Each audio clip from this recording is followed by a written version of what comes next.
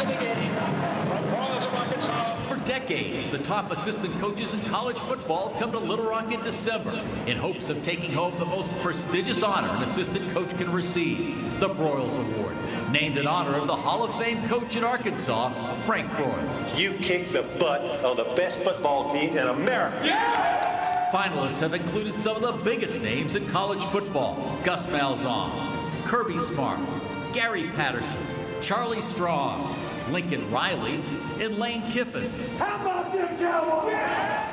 Frank Broyles' work in selecting and training assistant coaches is unmatched. Jimmy Johnson, Barry Switzer, Joe Gibbs, Hayden Fry, and Johnny Majors are just some of the 27 coaches who worked under Coach Broyles and later became successful head coaches.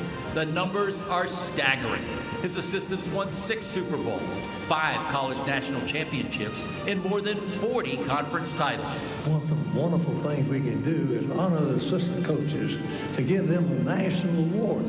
Coach's incredible legacy extends beyond football. His playbook for Alzheimer's caregivers has impacted millions of people all over the world. And proceeds today support the mission of the Frank and Barbara Broyles Foundation, supporting caregivers in crisis at no cost. We lost Coach in 2017, but today the Broyles Foundation is honored to recognize college football's top assistant coaches, chosen from a pool of more than 1,500 coaches nationwide. This is the Broyles Award presentation. Live from the Statehouse Convention Center in downtown Little Rock, the 28th Annual Broyles Award, honoring the top assistant coaches in college football, presented by the Frank and Barbara Broyles Foundation and Oaklawn Hot Springs, Arkansas, featuring our finalists: Georgia University Offensive Coordinator Mike Bobo, University of Iowa Defensive Coordinator Phil Parker, Louisiana State University Offensive Coordinator Mike Denbrock, University of Michigan Offensive Coordinator Sherrone Moore, University of Oregon Offensive Coordinator Will Stein. Live broadcast sponsored by Wilson Auctioneers.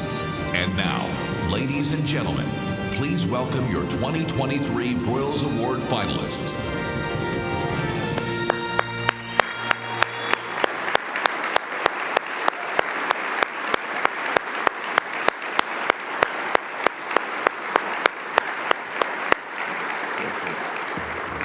All right, welcome to the 2023 Broyles Award presented by Oaklawn Hot Springs, Arkansas, and benefiting the Frank and Barbara Broyles Foundation and their mission of supporting Alzheimer's caregivers. My name is David Basil. I'll be the MC today, as I have been for the last 28 years. Such an honor to be able to do this banquet every year and recognize the best assistant coaches in America. I want to welcome everybody who's watching on KETV throughout the state of Arkansas, Channel 7, and then all the fan bases who are following their coaches through streaming and social media. We welcome you all.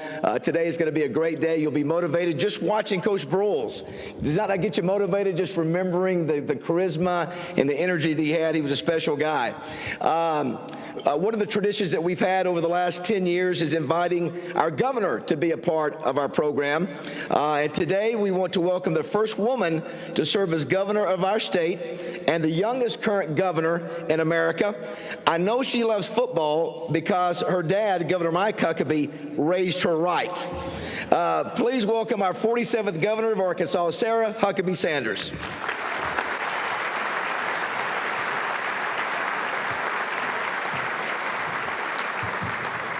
Thank you. Not quite as tall as David. Thank you so much for all that you have done, for the wonderful and kind introduction, and all that you've done to support this award and our entire state over the last several years. David, you've grown the Broyles Award into a nationally coveted honor, and that speaks volumes to you and to the dedication to Coach Broyles' legacy. We are so honored to welcome you here to Little Rock and to the great state of Arkansas. And I want to say a special thank you to the Broyles family for being here today.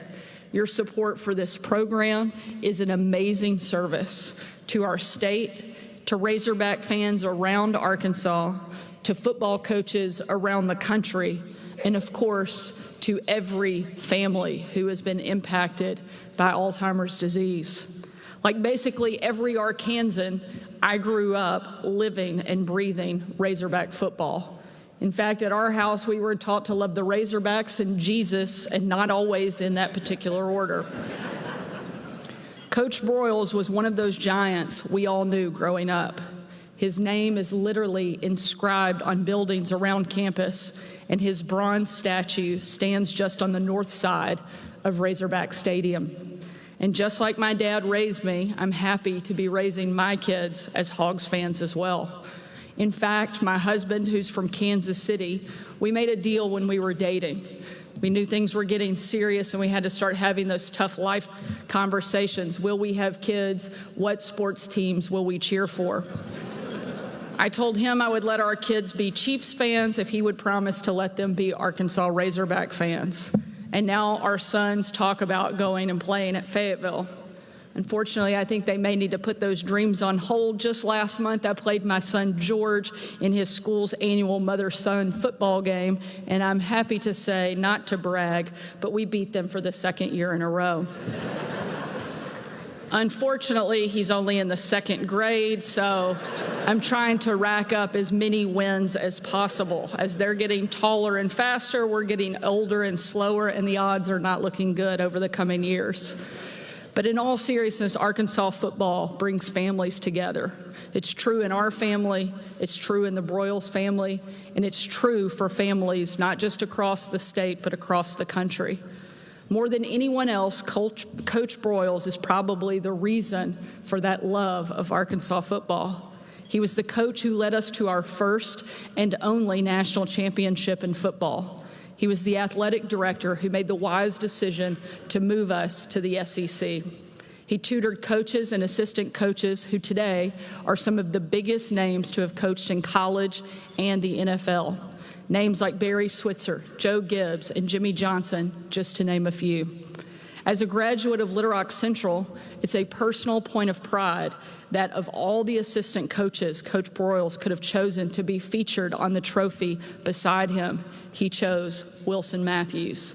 That's the man who led the Central Tigers to 10 state titles in 11 years and whom Coach Broyles considered to be his most loyal and trusted assistant, a role model of the perfect assistant coach. And I'm not surprised because Central High Tigers are just a bit of overachievers. Even today, after Coach Broyles' passing, he's still helping uplift the younger generation through this award. As I mentioned, it's grown into something that assistant coaches around the country work for and covet. We've got 5 of them with us today who have traveled from all over the country to be part of this event. And while normally it's hard for Razorback fans to cheer for any other team, much less some of those who are represented here today, we could not be more excited or honored for your presence here in our state. And it's no doubt that they've traveled here for a good reason. Over the past quarter century, the vast majority of Broyles Award recipients have gone on to be head coaches. Coach Broyles and his leadership and vision paved the way for what Razorback athletics is today, making it not only a state or regional brand, but an image and place that's known around the globe. But his generosity and commitment didn't stop there. As you all know, when Coach Broyles' wife, Barbara, was diagnosed with Alzheimer's disease, he stood by her side throughout to help live the last years of her life in dignity. He even published a playbook for Alzheimer's caregivers, one that is enormously helpful and deeply moving. The Broyles Foundation distributes it free of charge in both physical and online copies. When Coach Broyles succumbed to the same disease 6 years ago, our entire state was in mourning. We hadn't just lost a legendary coach, we'd lost one of our state's biggest advocates, promoters, and success stories. We lost someone who embodied everything it means to be an Arkansan. But thanks to the hard work of the men and women here today, Coach Broyles' legacy lives on. I want to thank all of you for your efforts on his behalf and for keeping the flame of this program burning bright. And to the 5 finalists for this year's award, only one of you may walk away with the honor, but you have all shown yourselves to be outstanding assistant coaches in the same mold as Coach Matthews, who your head coaches can always depend on. And by doing that, you're walking in Coach Broyles' footsteps every day. Thank you for being here, and congratulations. Go Hogs.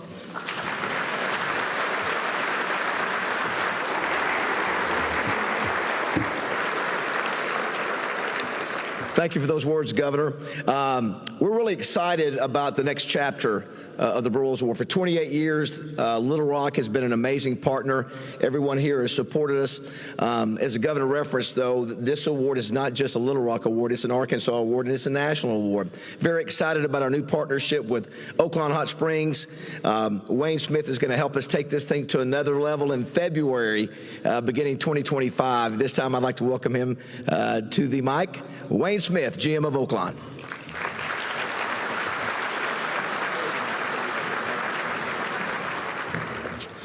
Hi, good afternoon. Oaklawn is honored to be the presenting sponsor for the 2023 Broyles Award.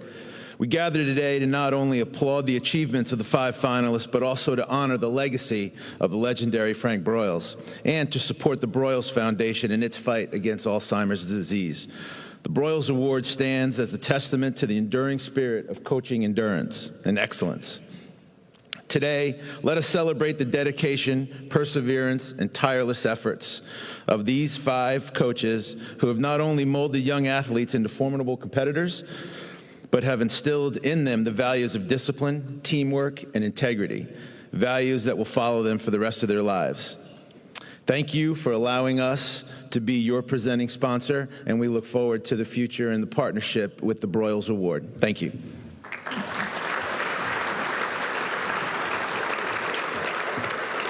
Thank you, Wayne. As we saw the early video of Coach Broyles, any video of Coach Broyles is outstanding. And these 5 finalists have not seen this next video coming up.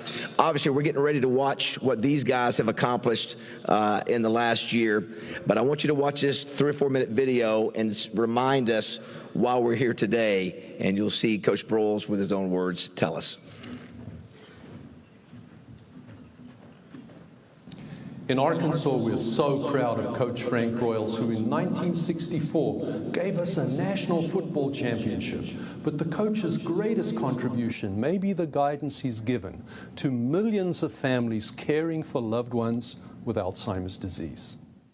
Frank Broyles has always met challenges head-on. The right mix of preparation, inspiration, and communication made him a winning coach.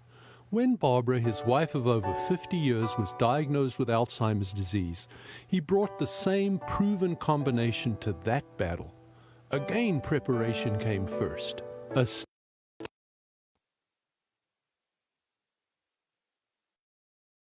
And we knew nothing about Alzheimer's. After the entire family learned all they could about what Barbara would need, they found inspiration by embracing the challenge. Being a caregiver is a great. We took it as a positive. But it doesn't remove all the heartache and hard times. Alzheimer's is a thief of the worst kind. They lose their memory, their judgment, their reasoning, and their language. And in the first 3 or 4 years, they go from a normal person to an age of 20. And so Barbara didn't know me because she remembered me at 20. I had red hair. And she would look at me as gray hair, and she wouldn't know who I was. They would have to get to know one another time and again, rebuilding trust from scratch almost daily. It took some creative communication. You communicate with somebody that doesn't have a memory, doesn't have a reasoning, doesn't have judgment, and can't speak. Early on, he could strengthen their bond by sharing the memories Barbara could recall. And listen, as a caregiver, you go back and discuss the memories with them when you sit down and relax, and that brings joy to them. As Barbara's disease progressed, even those early shared experiences became irretrievable. He coped with her growing insecurities through the tone of his voice and the touch of his hand. Very little of their communication came through words. They live by the look on your face. They live by the tone of your voice. They don't know what you're saying. See, Barbara didn't know my name the last 2 years of her life. And, but when I'd hold her hand, oh, she would relax and be calm and all because she felt safe. With Alzheimer's, nothing can reverse the inevitable, but the family could provide the security she craved to ease her fears. If they feel safe and loved, then dignity will prevail. It certainly did with Barbara. She died in 2004.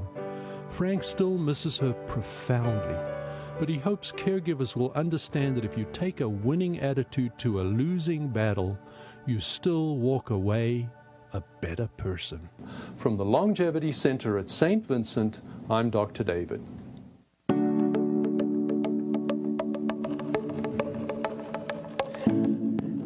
And it is my honor and pleasure to bring up two women who run the Broyles Foundation, the daughter and granddaughter of Frank Broyles, Molly and Betsy. Come on up.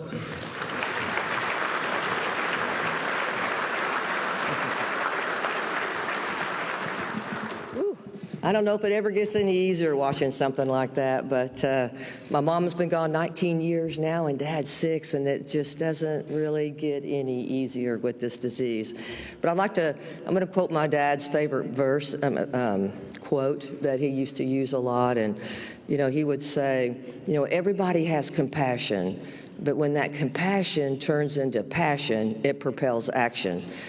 And that's why we do what we do. And everyone in this room has a passion. And the Broyles Foundation's passion is helping caregivers. We've been there.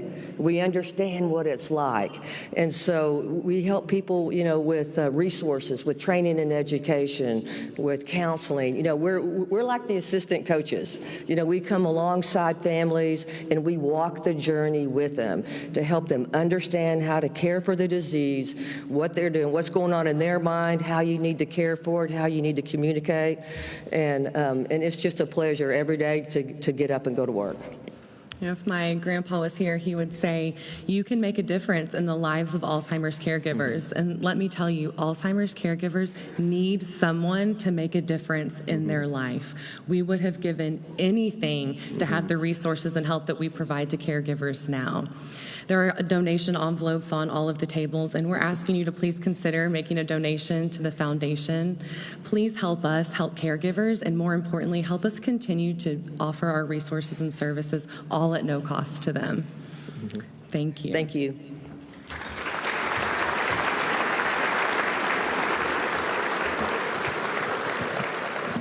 Thanks, Molly. Thanks, Betsy. They'll be back up to announce the winner here in just a minute. Before we introduce our 5 finalists, there's a special group of men that have traveled all over the country to be here. 4 years ago, the Broyles Foundation decided that we would go to the high school ranks and start honoring high school Broyles Award winner from each state, the best assistant high school coach in the entire state.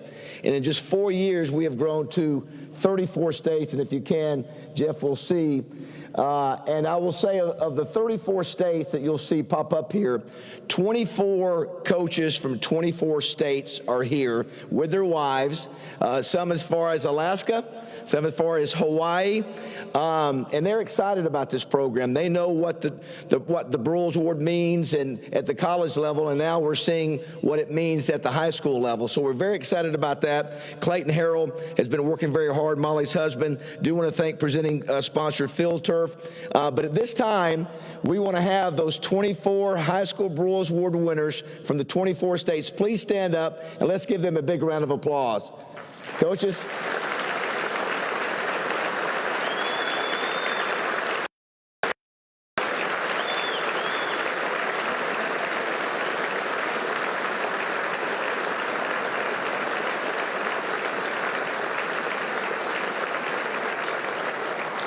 And there's probably a pretty good chance that these guys up here have probably had a phone call or conversation with many of those high school coaches because they coach the best players in America too. But we can't wait to get over to Oaklawn Hot Springs next year, grow that to 50 states. And coaches, thank you for coming here. We're honored to have you, and keep up the good work making a difference in the lives of young men. Our tradition every year is to bring back our previous year's winner.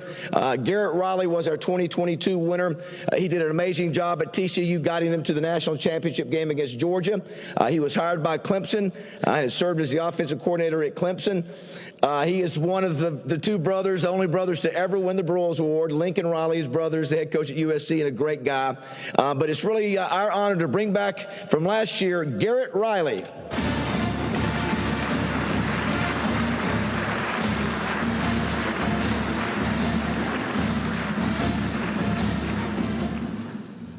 may disagree with you you saying Lincoln's a great guy, but no, I just wanted to say, first off, so happy to be here. Thank you, David, Jeff, Molly, Betsy, Broyles Foundation, just being a year removed from being in this spot last year and just how impactful, this foundation is, what this award means, just to be a finalist, how big of an honor that is.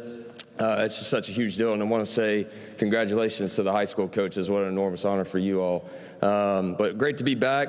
It's kind of interesting. You kind of reflect a little bit flying in here and driving over of just my journey where I was a year ago and how things can change. I still feel like I'm coming out of the whirlwind, from a year ago, but it's been unbelievable. It's been great to come back and really just to get associated, with these other finalists. I've known some of these guys for a little bit of time out on the road, crossing paths here and there, but to really get back and spend some time with these finalists is the joy of it, and that was kind of the joy of it a year ago for me, being with those finalists last year. I still keep up with all those guys solely just because of this award, and man, that's why you get into this deal. Get around young players, get around other coaches that you want to be around and surround yourself with.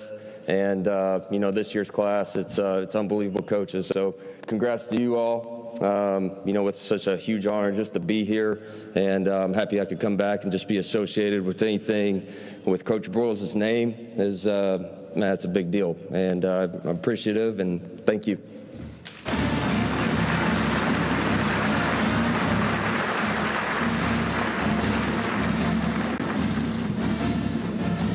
It's time to meet our 2023 finalists. And to help us do that is a guy that I think everybody here in this room has gotten to know. He does our radio show with us at 103.7 The Buzz. He's done it for about 10 years now. He's one of the greatest offensive linemen in college football history.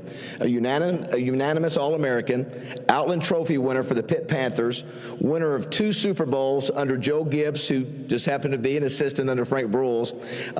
It's great to have him back here. He never charges a dime.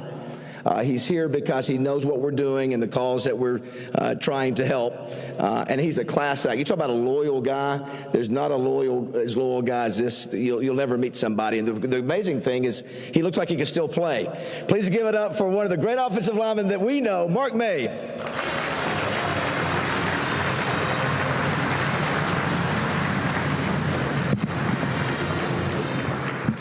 Thank you for having me back in the great state of Arkansas. I come back every year because of the people here, the way that I'm treated, the fellowship and the family atmosphere, and to be invited back every year is not only an honor but a pleasure for me. The coaches up here you're going to look at today, they're all great coaches. We all know that. But when you look at a football program, the face of the football program is the head coach. But the backbone of a football program are these guys, the assistant coaches, because they spend the most time with each and every player. They mentor the players on and off the football field, and they develop them from young boys to young men. And that's one of the greatest accomplishments you could have, is being a coach. High school or college, that's it. That's the respect that I have for coaches. So that being said, let's get to our first finalist. From Georgia, Mike Bobo, the offensive coordinator. He's coaching at his alma mater again. He was a head coach at South Carolina and Colorado State. He played at Georgia quarterback from 1993 to 1997. He's mentored a couple of decent quarterbacks in his time, such as Matthew Stafford, Aaron Murray. Georgia, again, is one of the top 10 scoring offenses under his tutelage. He's the father of 5, and he's got a set of triplets. That's most important to me. Georgia will face Florida State in the Orange Bowl. So let's give it up. Let's see the video of Coach Mike Bobo.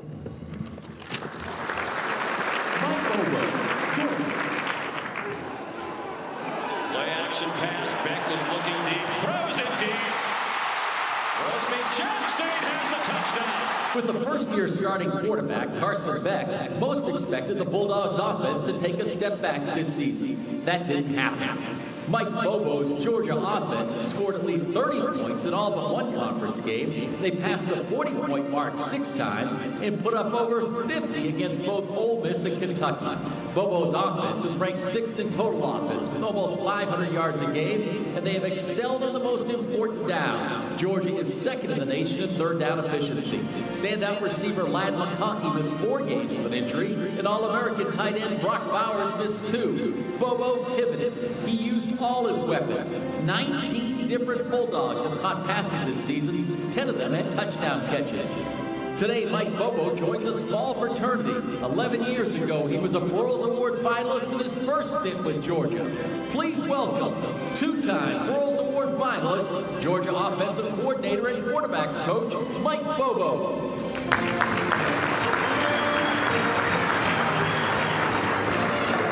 Thank you. So that's what I really look like now, that old guy right there. That video of me fist pumping in the booth, that was about 13 years ago. Remember how skinny I was back then, dear?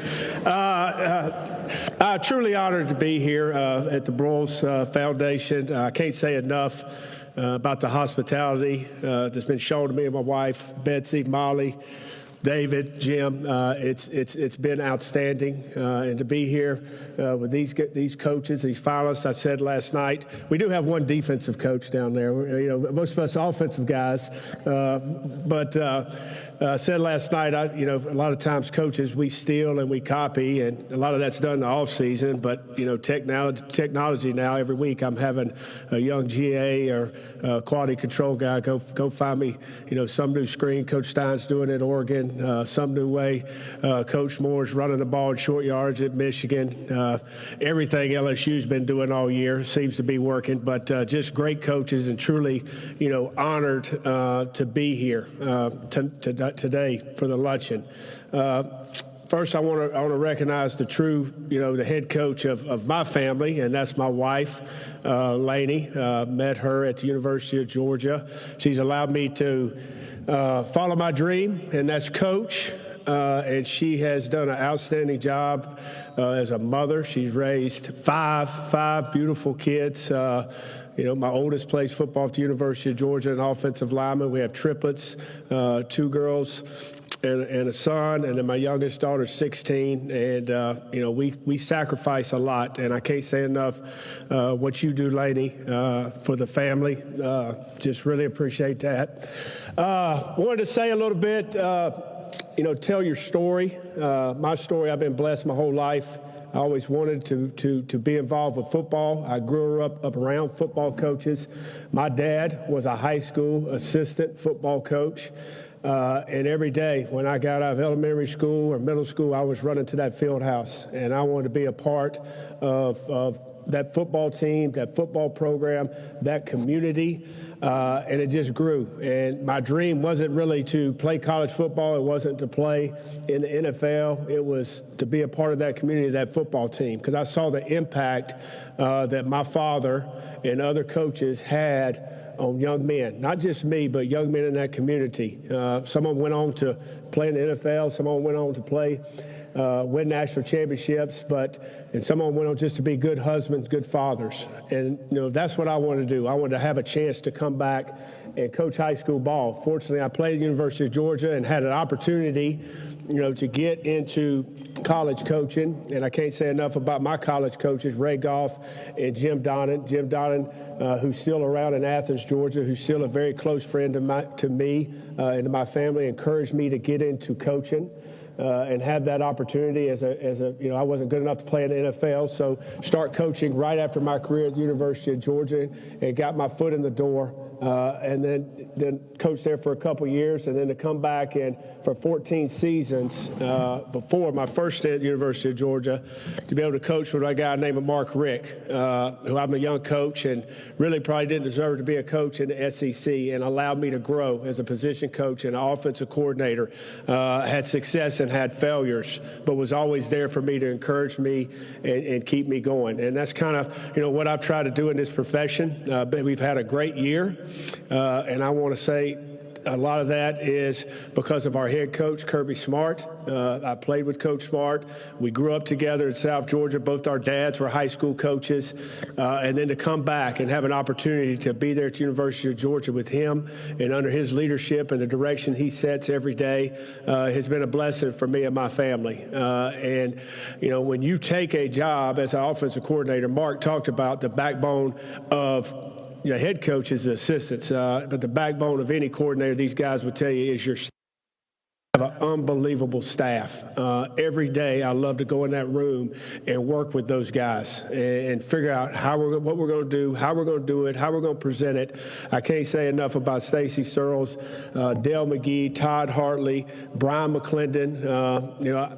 I coach for some of those guys. I coach some of those guys, and we have an unbelievable room. And it's not just those coaches. College staffs now are a lot bigger. We have Brandon Streeter, Daryl Dickey, analysts that help. Montgomery Van Gorder is my quarterback analyst coach, and his dad won this award, I think, in 2002, Brian Van Gorder, and he's there on our staff. But just an unbelievable group of men that come in and work every day that make it possible what we do. And then I think, every guy will tell you it's about the players. We get in this profession to help players, and I can't say enough about the group of players at the University of Georgia, the expectations that these kids have on them after coming off back-to-back national championship seasons to perform. They poured it all in. We came up a little short, but I love those guys and how they perform. I can't say enough about the character of that football team, and especially those kids on offense, because week in and week out, they laid it on the line for the University of Georgia. And I love you guys. Go Dogs.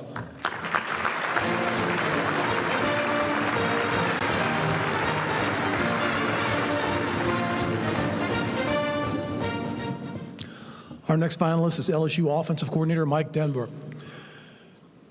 If you watch LSU's offense play this year, they were fun and they were excited and it kept the Tigers in every single game. But what was really impressive was their quarterback, Jaden Daniels. I had an opportunity to see him at Arizona State because I live in Arizona, and he was up and down. Once he got to LSU under his tutelage, it's been like this. And now he's a Heisman Trophy finalist. The LSU Tigers will play Wisconsin in the Reliant Bowl. The Reliant Quest Bowl. So let's go to the videotape. Mike Denbrock, LSU. Daniels on first down. Gonna take a shot to the end zone, and Neighbors comes up with it. In only his second year in Baton Rouge, Mike Denbrock has the most explosive and productive offense in all of college football. The Tigers lead the nation in total offense, 548 yards a game, and scoring 46 a game. Denbrock's Tigers scored 40 or more points in 9 games this season, and no team in the country had more plays of 20-plus yards, 30-plus yards, and 40-plus yards than Denbrock's Tigers. And his offense is balanced. They are 4th in the country in passing yards and 7th in rushing offense. His offense, the only FBS unit, averaging more than 300 yards passing and 200 yards running a game. Heisman Trophy candidate Jaden Daniels has thrived in Denbrock's offense, accounting for 50 touchdowns this season. 24 years ago, Mike Denbrock held 4 titles: assistant head coach, defensive coordinator, and offensive and defensive line coach for the Buffalo Stampeders of the Arena Football League. Today's something new for Coach's resume. LSU offensive coordinator Mike Denbrock is a Broyles Award finalist.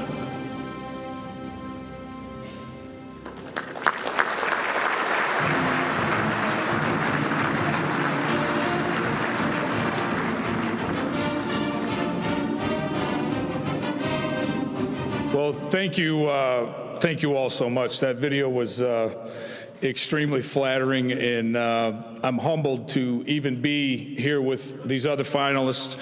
These are great football coaches, great football minds, and for me to even be in the company of these guys is a great honor for me. I hope that somewhere along the way, they come up with other great ideas so I can continue to swipe them as much as I possibly can. But my thanks to the foundation. David, thank you.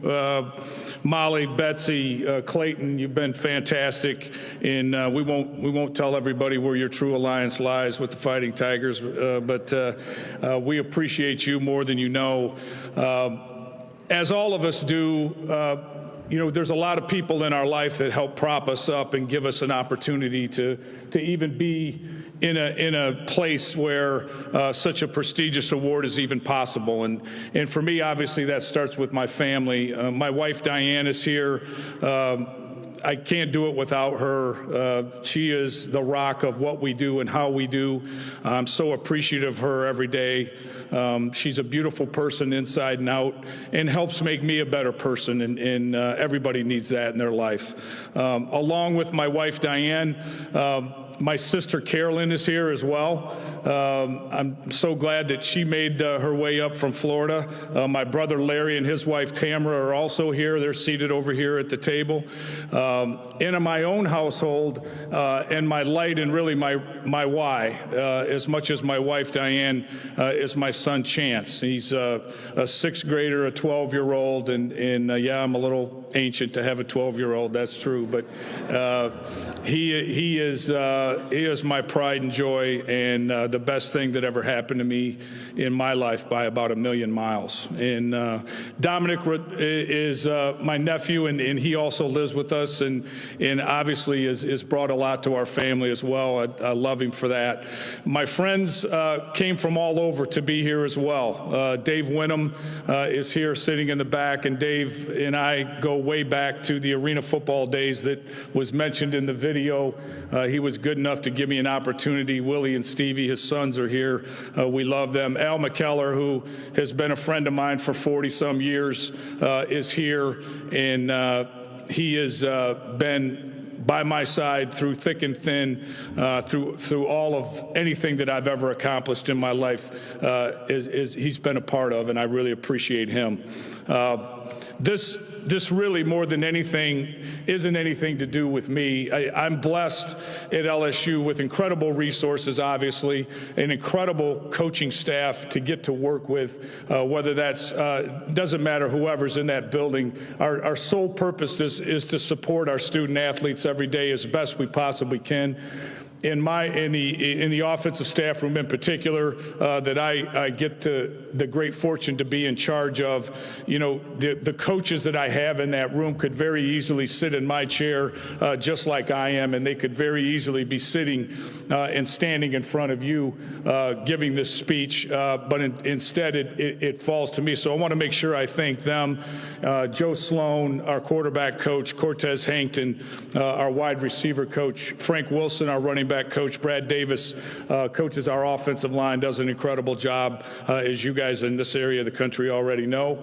Our analysts are, Dean Penzing and Trent Miles and John McDonnell and the whole Terry Malone and the whole group of guys that we have to work with there. Paul Turner, and I'm trying not to forget anybody, Steve DeMayo and Curtis Fish are guys that make this whole thing go. So I want to make sure that I talked about all that. I got into coaching because of the impact that coaches had on me in my life. And I was very fortunate to be raised in a town of about 1,500 people. If there's 1,500 there, we had one stoplight and one yellow blinker. So I'm a country boy from way back.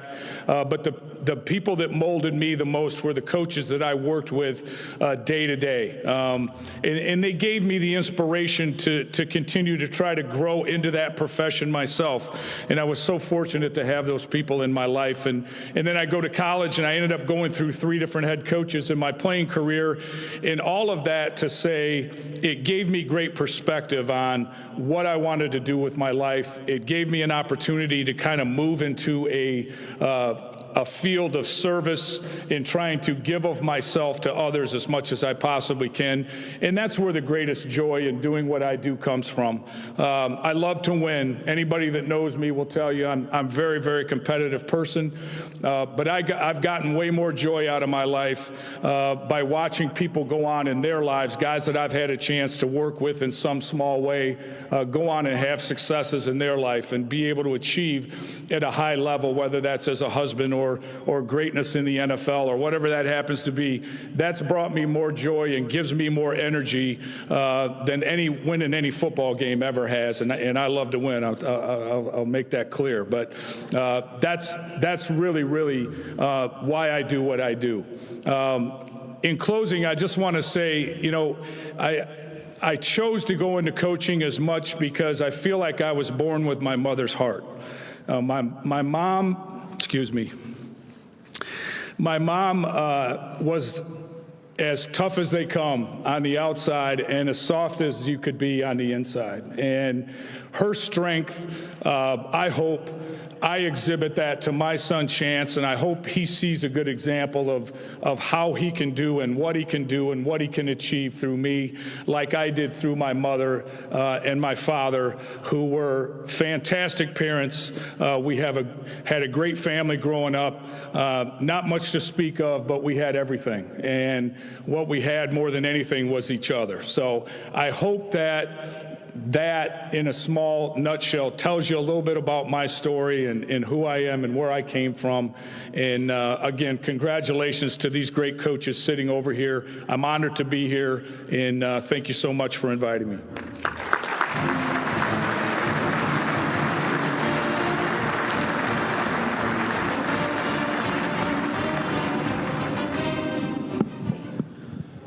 Our next finalist is Michigan offensive coordinator / offensive line coach, Sherrone Moore. Had to give him a little love there since he's an offensive line coach. But he played on the offensive line at Oklahoma. In Michigan football, as Michigan has been playing football for over 100 years, there's only been one Outland Trophy winner. He coached them up. This year, Michigan was without their head coach, Jim Harbaugh, for 6 games. Sherrone was there for 4 of those 6 games as interim head coach. He won all 4 of those games. But that's not the key. The key is the teams that he beat: Bowling Green, Penn State, Maryland, Ohio State. All 4 of those teams are playing in bowls. 2 of those teams are playing in New Year's 6 bowl games. So that's quite an accomplishment. Michigan will be playing number one Michigan will be playing in the Rose Bowl against number 4 Alabama.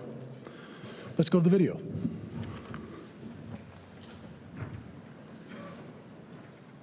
Sherrone Moore, Michigan.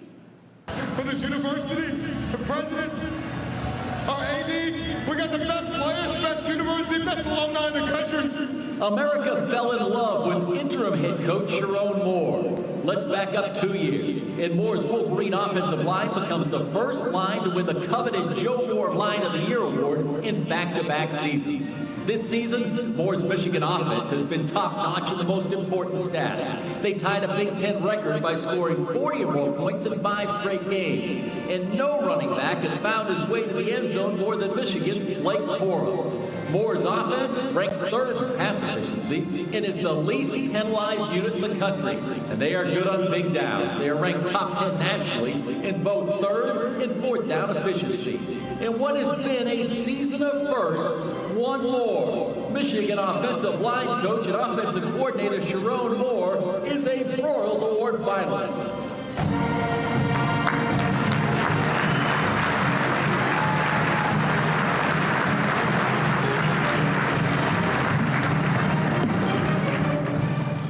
Well, unlike in that video, there won't be any profanities. My mom's definitely warned me about that already. So appreciate you guys for having me. Appreciate the Broyles Award. Betsy, Molly, Dave, Jeff, you guys have done an unbelievable job hosting us. It's just been a great event, and so thankful and blessed to be here. The sponsors, just such a smooth transition from place to place. Been thoughtless, just being able to go from wherever we're going, wherever we need to go, from our room to dinner to here to a nightcap, whatever it is. It's been fabulous and it's been phenomenal. First, I want to thank my wife Kelly, my real boss. That handles everything, that supported me from the days at Louisville to driving 6 hours from Mount Pleasant, Michigan to DeKalb, Illinois when I was in the MAC at Central Michigan, and then following the bus afterwards. Just a true grinder, a true lover of ball, and my rock. Thank you so much. My mom and dad, Deborah and Michael, from Trinidad and Tobago. They came all the way here to America. My dad's a retired military master sergeant. He's at home. My mom's works in the military at Well. Both people that have, helped mold me and shape me and, help me in this place today. Then my real why, my two girls, Shiloh and Soleil. Shiloh's 4, Soleil's 1. They care nothing about football. They care only about dressing up and causing mischief throughout the house and making sure that I'm on my toes when I'm home. So after the Ohio State game, what a great game, what a great opportunity I had. The first thing I did when I came home was not watching TV, was reading books to my 2 daughters. So they really put it in perspective of what it's all about. The coaches that have brought me to this point, start my high school coach, Tom Young, my junior college coach, Troy Morrill, my college coach, Bob Stoops. I've been around some really good coaches, and they've really helped me and shaped me and molded me. Coach Sean Watson, who I consider a mentor to me, Coach Dave Borberly, who I've worked very close with. But, probably the most influential person in my life and coach-wise is the head coach of Michigan, Jim Harbaugh, to me. Very special. Has presented me with an opportunity, unlike many others, to be able to coach the offensive line, be the coordinator, call plays, and put me in a position to be successful. And, great leaders empower, and he really does that throughout the whole staff and has allowed me to be in this position. And I'm just so thankful for him and what he's done to the staff that we have. First starter on defense with Jesse Minter, who could easily be up here again. Phenomenal coach, phenomenal person, his defensive staff, and then the staff that I work with, Coach Kirk Campbell, our quarterback coach, Coach Grant Newsom, our tight end coach, Coach Ron Bellamy, our wide receiver coach, and Coach Mike Hart, our running back coach. All our GA analysts that help us every single day, that push us to be better. They all challenge us. Fred Jackson, Brett Ingles, Jack Clark, Nick Rosilio, Nick Gilbert, everybody, Andrew Goodrich, J.D. Johnson, all those guys. I want to make sure I say all their names because they're all so important to me. And then number 1 is our players. Especially my offensive linemen. I love those guys. Like, they're my kids. They call me dad. It gets kind of weird when they do that. But they are just like my kids. I say I got 2 kids at home, and then I have 25 in my room, and then there's 130 on the team, and I feel so blessed to be able to do this. And they really talk about, it's an old cliche that they don't really care what you know until they know how much you care. And I know all these coaches up here really embody that and really take pride in that, and I always do that. I really live by this quote. Really read it about 4 years ago. The man who loves walking will walk farther than the man who loves the destination. And this is a process that has really pushed us to something really special. I'm very honored to be here, very honored to be with these finalists. I could imagine being in this finalist. I wouldn't think of this in a million years, to be standing up here in this position, but so grateful to the man upstairs for allowing me to do this. Again, no profanities will follow.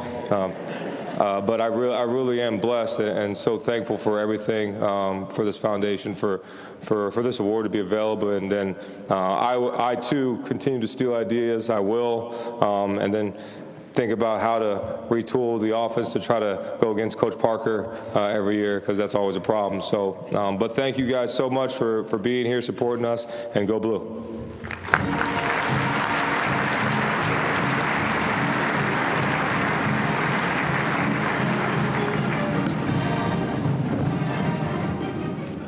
Our next finalist, we have a defensive coordinator, Iowa's Phil Parker. If you looked at Iowa this year, their offense was at the bottom of the FBS, but their defense was at the very top. His defense was like a boa constrictor. Once they got a hold of you, they never let go. He's a 3-time All-Big Ten defensive back at Michigan State. If you look at Iowa this year, they say defense wins championships. Well, they won the Big Ten West. Without his defense, they wouldn't have gotten there. They're going to be playing in the Citrus Bowl against Tennessee. Let's get to the videotape. Phil Parker, Iowa. He'll try the right side as well. Nothing there. Ethan Herkin, second time you called his name. No unit in the country has been more important to its team's success than Phil Parker's Hawkeye defense. They willed Iowa to a Big Ten West title.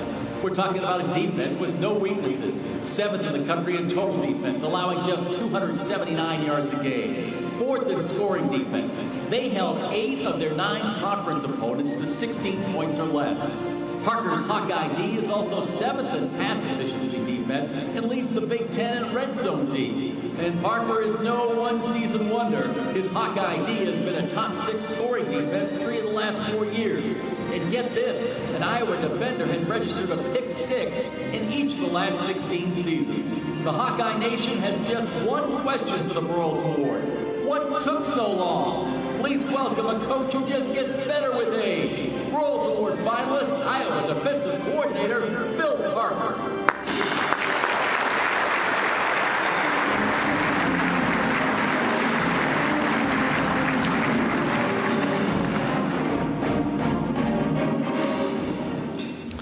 First of all, I'd like to say thank you. It's definitely an honor to be here. Betsy, Molly, Dave, but I really like that the way you looked and showed your picture out there, and I do love the tackling Bo Jackson. I like that as a good tackle. Jeff, I appreciate everything that you've done for us to make it so comfortable here, okay? First of all, I'd like to start off, thanking my wife for letting me do this. I mean, obviously, she was a little bit more productive than I was when I was young, but she gave me the opportunity to go into this coaching profession. She is an author. She did write 2 children's books, so I'm happy for that. Also, my son, Tyler, and Paige, my daughter. I appreciate you guys being here. And Tyler works with me in the office as an analyst, and he's the one that keeps me straight a little bit on game day when things go sideways a little bit, and I might have to talk to an official or I have to talk to a player. But I got to get back and call the defense, and he does a good job of keeping me on that roll. But really the thing why I got into coaching, I just remember way back in 83, 84, 85, when the years that I played there, and the impact that coaches had on me. One was George Perlis. Obviously, he was the head coach, which came over from Pittsburgh Steelers at the time, and the values that he had with there. And Norm Parker was another guy in there that gave me a lot of input when he was there as a linebacker coach. And obviously, I played for Nick Saban there, which was a great coach to be under too. And then I went to Toledo. I've been very fortunate to only be in, 2 universities and coach. One was at the University of Toledo, and I stayed there for 11 years. And then the next one was going to be at Iowa, and I've been here for 25 years. And I think I'm one of the fortunate ones that, when you have something you like, you just keep doing. And I'm blessed to be in one place. I work for a great coach in Kirk Ferentz, and it's kind of ironic that I ended up back at Iowa. I just remember, and I think it was 85. I'm trying to get the dates going on here, I think it was Iowa was number 1 or number 2. I couldn't remember at the time, and I just remember that in the game here, it came down to like the last play, 32 seconds left to go in the game. And during the previous games, there's a DB that we had in the game. He gave up one out and up for a touch. And then I had to talk Nick to take him out of the game. So he took him out of the game, and then it came all the way down to the last play, 32 seconds left, and it was 4th down. I don't know if Hayden Fry called the play, Chuck Long, Carl Jackson, don't really know who called the play. Everybody claims they called it. But I sat there and told Norm, I said, Norm, you don't want to put this guy in. He just gave an out and up, probably the first 10 plays of the game, and now we're going to put him back in the game. And it was a goal line defense call, and it was a goal line X, and all you have to do is come off the edge. When the backs go away, good upfield to tackle the quarterback. And as we did it, we get over there, we start watching it, and I'm standing on the sideline. They took me out and put him in, and I'm not just a guy, right? And so me and Norm are sitting there on the sideline. And same thing, it was power left, boom, bootleg right with Chuck Long in 1985. And he went in for a touchdown to beat us, and all I could do is the guy didn't do what he was supposed to do, and it kind of made sure that I never want to lose by a mental error, and that's my philosophy is, So to me, it's teaching, and one thing I told Norm, I said, I told you so. But you wouldn't guess who was in the box at the time, old Nick.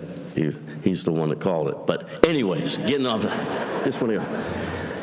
And I'll get back to some things here, but I do want to say this. So I am the only defensive coordinator here, and the one question I do have for the offensive guys, you know, what can I do when it's 4th down? Can I punt?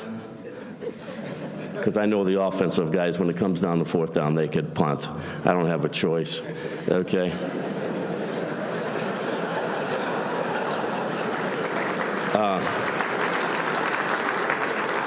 But anyways, I really like to go back to the time that I've been there at Iowa, the culture that's been there, the players. You can't do it without players. You got to get the right players, and then they all have to be on the same page. And I think this was one of the greatest years that we had. I thought of all the different challenges you have, you know, losing players, struggling a little bit on offense, but this the way that everybody stayed together as a team and didn't divide, which a lot of times outside the buildings, that's what happens when things aren't going well. And I just really appreciated the way they went about their business.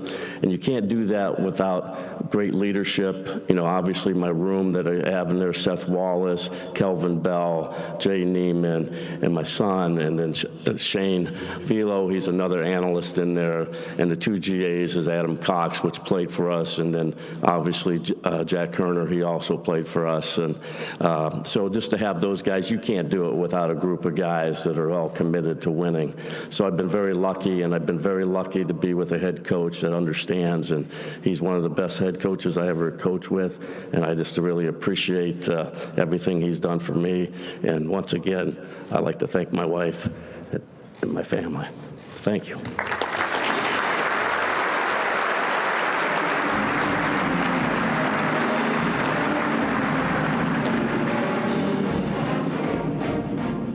And our next finalist is Will Stein, the offensive coordinator at Oregon. Oregon's offense was pretty good last year, but they got a lot better this year. If you look at their offense, most of you are SEC football fans, I'm sure. You can remember when Bo Nix played at Auburn. He was okay. But once he got to Oregon, he got better. But this past season, phenomenal. Heisman Trophy finalist. It's because of his offense. Oregon hasn't had a Broyles Award finalist since 2014.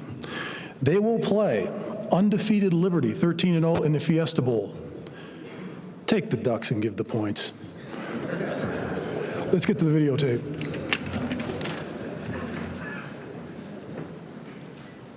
Will Stein, Oregon.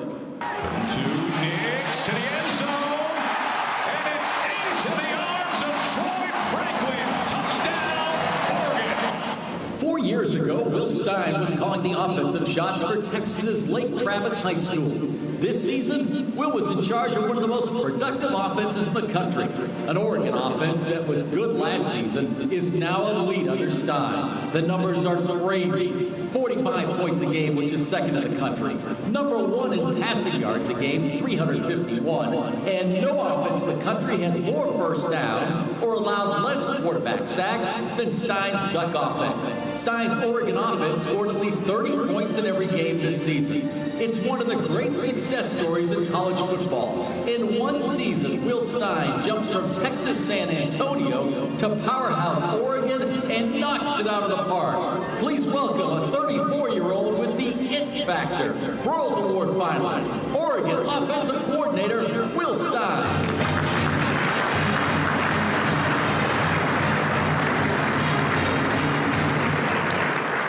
Well, Darby, now I know why you want me to shave my beard. Man, I ain't just shaving some of those videos right there. First of all, man, what an honor. God, this is incredible. This room on TV, broadcast across the country on YouTube, like this is an unbelievable honor. I can't even describe to you guys how cool this is. I mean, I am one lucky individual right now. I want to thank the Broyles Foundation, Betsy, Molly, David, Jeff. I mean, I know everybody up here said it's a first-class event. They are not lying. This is from the minute we touched down here in Little Rock to the hospitality at the Capitol Hotel, which is fantastic, absolutely beautiful, to the food, to the socializing, to being able to connect with some high school coaches last night. This has just been unbelievable opportunity that I will never forget. I obviously talked about my wife, but I want to recognize her, Darby. We met in 2012 at the University of Louisville. I was playing football, I was driving around, and I saw some pretty lady running around, and said, "Who is that?" And she's a new lacrosse player. I was like, "Whoa, okay. I'm gonna need to get to know some lacrosse players." And sure enough, 10 years later, we got married. We had our first son, Joey.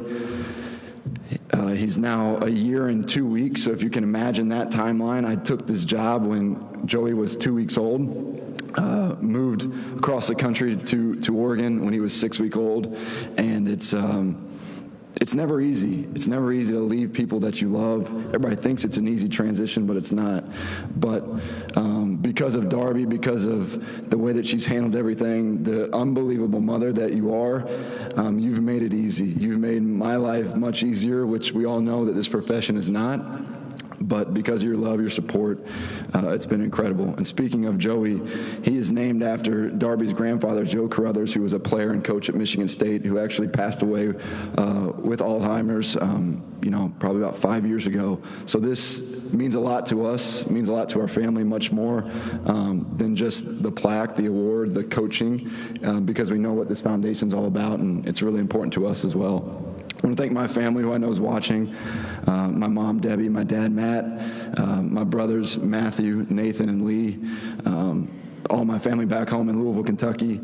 It's just a really special moment to know that you guys have been along this ride with me, from being a walk-on at Louisville quarterback, rising up the ranks, going to high school football in Austin, Texas, and now here on this stage representing the University of Oregon. Very, very cool. I want to recognize the other guys on this stage. I mean, I feel blessed even being the same era as you guys. You guys have been doing this much longer than me. That's not a knock on anybody's age up here now, okay? That's just some facts. And, I told Coach Denbrock last night, he doesn't even know, but I was in the audience watching him clinic at an AFCA convention when he was at Notre Dame. I've known Sherrone since I was 19 years old. He was a graduate assistant at Louisville when I played. And to see his career where it is now, he's a man that I look up to in this profession. Coach Bobo, just when I think about Mike Bobo's offenses, they're just so clean. They play free, fast, and efficient, and just really respect all the work that you do. And then Coach Parker, obviously we got to know each other over the weekend, but when you think Iowa football, you think about toughness, and he exemplifies that just on a daily basis when you get to know him. I want to thank the University of Oregon. I want to thank Rob Mullins, our athletic director. I want to thank Dan Lanning specifically for taking a chance on me. Dan's got an unbelievable story. He was obviously a Broyles Award finalist twice, but before that, he was a middle school PE teacher. So he knows what it's like to work from the ground up. He knows what real coaching is. He knows that relationships matter, connection, being able to grow in this profession, being tough-minded, and being able to sacrifice for your family are all things that matter to him. And he saw that in me and took a chance. So I'll be forever indebted to him and grateful for the University of Oregon for taking a chance on me. Just a little old G5 school in San Antonio, Texas. It's a lifetime, it's a dream come true. It really is. I want to thank our offensive staff. Like all these guys mentioned, I know it's repetitive, but it's true. This is a award for them as much as it is for me. I'm just one piece of the puzzle. But when you think about the unity that we showed together as an offensive staff, I think that's what really showed out on the field. Talk about Alik Terry, offensive line coach, Drew Maringer, our tight ends coach, Junior Adams, receivers, Carlos Laughlin, running backs, Jordan Salkin, who works with our quarterbacks, Koa Kai, Steve Wanga, Cutter Leftwich, Jack Smith, Reese Messner, Colin Lockett. We have a phenomenal staff of men that do things the right way, that really tutor these young guys and help them grow on and off the field. And it's really special to share this stage knowing that I'm representing them as much as I'm representing anybody else. It's a player's game. We all know I got the chance to coach Bo Nix. It was pretty damn cool. And I wouldn't trade 1 minute of this year trying to coach anybody else. He's extremely special to me, but more than just Bo, our entire offense. I mean, I got to coach Bucky Irving. I got to coach Troy Franklin, Terrence Ferguson, Stephen Jones, Jackson Powers Johnson, these phenomenal football players and guys for the last 8-9 months. And When I say a dream come true, I'm serious. It's unbelievable that I'm even in this position on this stage, and I got to coach those guys at Oregon in Autzen Stadium. I mean, what a dream come true. So thank you to the players. You know, our message to our players this year was going from good to great. And defining that is tough, because you can look at wins and losses, and did we go from a good team to a great team? You could argue the only great team up here is Sherrone, because he's in the Final Four. But I know all these guys are part of great teams. I know our team was great in more ways than just wins and losses. And it's about the consistency that we showed from start to finish. Did we want to win all of them? Sure we did. Did it hurt when we lost? It hurt like hell. But we know that we grew. We know that we became better. We became more of a tight-knit team, a tight-knit community, and it showed on the way that we played. And I'm forever proud of this team. I'm forever proud to be a Duck. I'm proud to be associated with this wonderful award, and I cannot wait to see what happens next at the University of Oregon. So thank you very much. Appreciate everybody in this room. Go Ducks.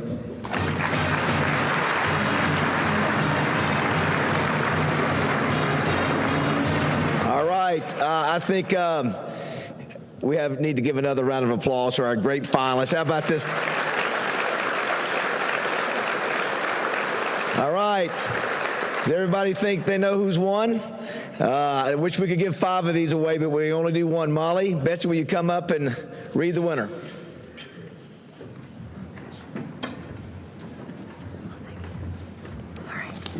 Okay. Here we go. The 2023 Broyles Award winner is Phil Parker, Iowa.